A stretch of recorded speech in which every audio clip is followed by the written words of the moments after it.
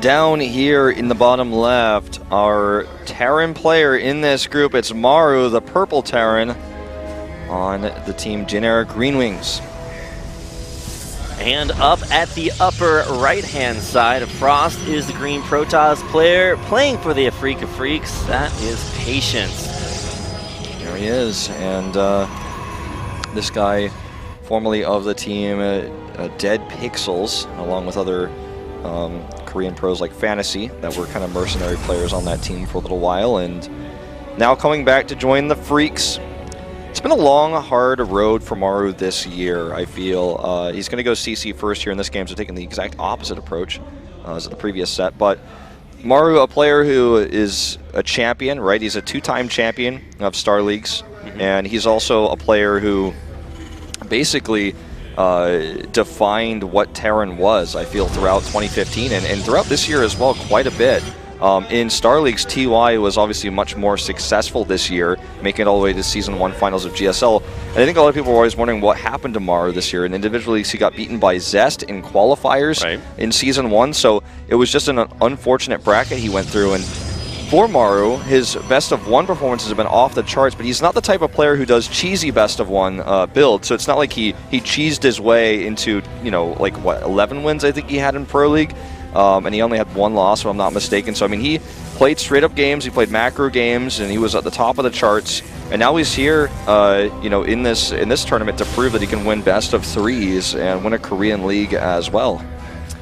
Patience is here to prove that you can cancel literally any barracks building with just a probe. However, somewhat less successful this time around means that this game will progress a little bit more standardly, which may not be quite as exciting as that crazy opener to Game 1, but at least now we can all know what we're talking about because we've seen very similar openings. However, it's a lot of barracks early on, so maybe setting up for one of those like early stim pushes, even though it's not quite the same timing you'd expect from you know, builds that are just looking to, you know, crush you down early with that. Well, we have seen some builds like this with the 3-rack swap with stimless marine attacks that just run in and try to find pressure, target down probes, but because we're at cross spawns on Frost, very unlikely that we'll actually see that occur. I mean, you can, but that's where Defender's advantage really kicks in because your units are super old by that point. It's like, you know, you have dog years and it just progresses so much faster than human years. By the time those Marines get there, man, those guys are so old and they just don't fight as well as those freshly warped in Protoss units. That's right. I mean, obviously, by the time they get across the map, they will be less valuable. Had the Maru spawned How do you think that makes the Marines feel when you call them less valuable, Wolf? Hashtag like Marine Lives Matter, man. I feel like they definitely feel, you know, if they heard me, they'd be a bit upset. But the truth of the matter is, early game Marines are great, but versus several Adepts, they're not as good. Especially the Photon Overcharge will slow them down. They are walking all the way around here, and he's hoping that with this Adept pressuring at the front, that this will catch Patience off guard. Now, I believe the probe saw all 3 barracks, so this is not going to come as a shock to him. That's why he's keeping his mothership core here and is not actually pressuring, you know, at all with it. It's obviously a long distance to pressure with as well. Warp Gate Research is going to finish just before this, so he will have a warp-in of units to use as well, with likely 3 gates. By the time those Marines get there, initially just 1, but the other 2 are about to finish. And this Observer may see this. Looks like just barely not. My God, those are 007 Marines there. They're on a secret mission. They're like the Jaws Marines, but they don't even have fins. They're walking towards this pylon, but it is going to at least kill a couple of them. There come the probes off the line. We'll face a few casualties here, but all these Marines should be able to get it cleaned up. Yeah, he needs to get at least 1 more probe, I'd say. Will he get it? No. Gets only 3. For a small investment of Marines, I think that was very well handled by Patience. He immediately reacted. Small loan of 6 Marines, 7 Marines. How many was that? It was a 7, right? I think it was 7, yeah. Okay, I think you're on the money with that one. Well, obviously, with 3 barracks, he's going to have a new set of Marines very soon. He's not going to have so many anytime soon. And versus this stimless 3 racks with no tech, I mean, Patience is confirming right now, of course, that the tech up is there. He's getting stim. But he knows for a while Stim isn't going to be ready. He also knows that there's no drops coming his way because he knows there's no factory tech with his 3 racks follow-up. So he takes a third base that's pretty greedy, and he's really responding well to the build that Maru has shown him here. I mean, yeah, Patience has as many Nexi as Maru has barracks. So I feel like that's a pretty strong place for him to be, especially since, like you said, there's not going to be anything ferrying his way anytime soon. It's a very big map, so Frost, you see this a lot, just very long sort of macro openings. You got to think about the long term. With Blink being finished now, he will have an easier time defending this third base. He could even use Stalkers to poke to slow down any pressure Maru put out. Because Maru did quickly tech up to stem like almost immediately afterwards and has 2 tech labs to produce Marauders and also get combat shields early. He does have a strong follow-up push he can use here, the problem being that he doesn't have medevacs. And he will have those rallied across the map soon should he commit to this pressure heavily, and I imagine he will. Going to catch these Stalkers off guard here, so they can try to pick up a unit and Blink. Doing a little bit of damage, and again, without medevacs, that's valuable. A little bit of harassment that we see there. All right, well, only just now starting to push out. It's Maru with this tiny force, joining up with these medevacs for what should be the first amount of pressure Patience has really had to deal with this game, other than that very easily cleaned up Marine squad early on. You can just look at the army counts, or as Todd would say, you can see supply, and you can see how well Patience is going to be able to defend it. You just slid that one right in there. You just upped our baguette count in this game a little bit. I don't know. It's still not as dope as your Twitter banter from yesterday. That was actually so sick. That wasn't even the funny part about that. This wasn't even my money. That was your money that I put up on the screen. Shh, it's a secret. All right. Let's look at this drop. I mean, this is not going to be very successful. Right? No, it's actually going to be super unsuccessful there. Stim used only for its ability to make your Marines run away faster. One more shot would have killed it. +1 would have also killed it. Both of those things were not quite there, but he's going to continue the chase. And in fact, we'll have another Blink in a second. Yeah, Maru actually has boost. If he had picked up, he might have been able to get away. Oh my god, there we go. Does get one. Those Stalkers pretty fast with their little pony trot legs. Running across Frost and chasing Maru all the way back to his base, but there's way more units ready to go here as Maru sets up his third command center. That Adept is actually going to buy a lot of time for that drop. The drop completely unloaded here. It looks like he's not even going to do it anymore. Wants to potentially intercept another attack that's going to come across the map. You know what? He's going to get caught here. This is too many units. Yeah, this is actually really bad. He's going to kill the medevac almost immediately. Whoa! It's pacifism time! But no, there we go. Going in and killing off just about everything. Thankfully, Stim super great at running away, and that will at least show Maru that Patience's forces may be a little bit out of position. So trying to cut them off with a bigger Terran force as this third gets denied by a couple of Adepts on the high ground. And over here, he's going to try to counterattack, but he gets spotted again, this time by the Watchtower. Maru's getting shut down at every turn in this series, starting with the proxy barracks. A big warp in the main. Maru's main force, of course, out on the map.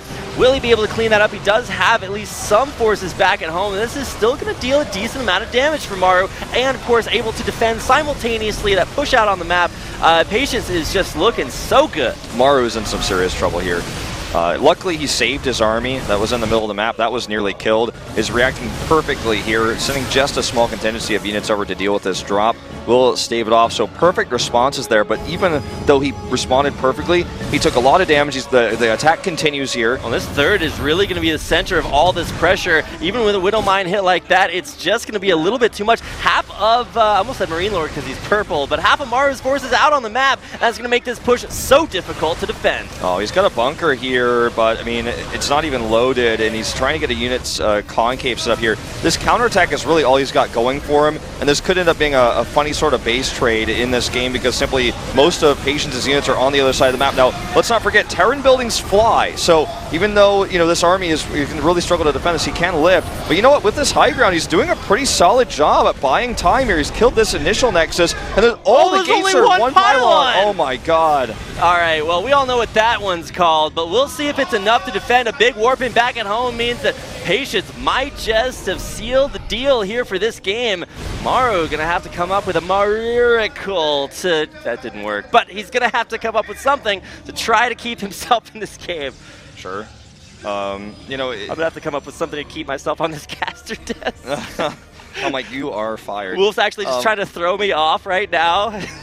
I'm like, I can cast better without any Brendan. Brendan can just eat a lozenge and come back, right? Yeah, not attacking that Artosis pylon in the main base definitely, shout out to Artosis, I know he's watching, definitely would have given him the opportunity to do more damage, but obviously he didn't have the vision of that. He didn't have the knowledge that pylon placement was like that. So it's just kind of an unfortunate circumstance for Maru, who survives, but frankly, I do not think can stabilize in this game, despite, you know, killing that natural nexus. It's already replaced, and he just has such a pitiful economy at 28 SCVs. And his army is also, you know, it's the same size as Patience, but he's going to be behind in upgrades, and he does not have the tech to deal with these Colossi yet either. Nor the Disruptor, actually, that sneaked into here. Oh, no! Oh, the carnage, the humanity that no longer exists. Disruptors, good units. Quick pickup there by Maru, but still, I mean, if he had not done that so quick, it would have lost a huge amount. And Patience, I think, a little bit lazy with his Stalker Micro. Right. Probably could have gone on the chase. Now, even though this is actually a huge Doom-esque drop running around the map for Maru, it will be spotted eventually there by that the Overseer. And now, oh no, it's not an Overseer at all. And those are not going to go down. It's an Observer, Wolf. Yes. Overseers are Zerg units. Yeah, they're not invisible. I do actually. They have a lot of eyes, okay? They are seeing a lot. In fact, they're overseeing what they're doing.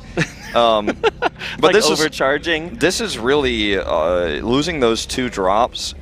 I mean, it's very monumental in this game, because now Maru will not have a large enough army to either combat Patience or to do drop harass while Patience is attacking. The tech difference is so massive. Even though Patience pulling back for now, I think that's only momentary until he can regroup with the rest of his forces.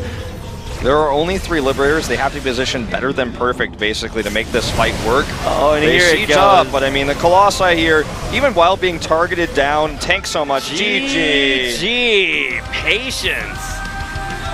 Really just responding to the 3 barracks pressure at cross spawns, gets a greedy third base, gets away with it, and then, you know, gets some lucky fights in the middle of the map. And he's even drinking my favorite aloe drink in the studio. You are an aloe fanatic. I am an aloe fanatic, man. I buy those big bottles, man. There's never enough. Got to have the fiber in your diet so you can be a good StarCraft player. You and Sheth, man, the 2 guys who carried around big bottles of water in Korea, big bottles of aloe, man. I feel like Obi-Wan Kenobi. That's a name I've not heard in a long time, Wolf.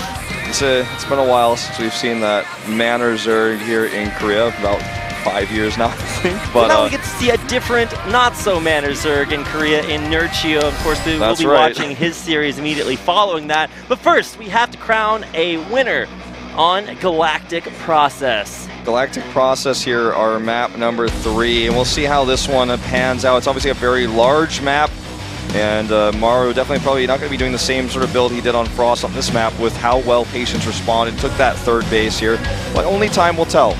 Here we go, game number 3 is coming up. Galactic Process, Patience versus Maru. Let's get into game.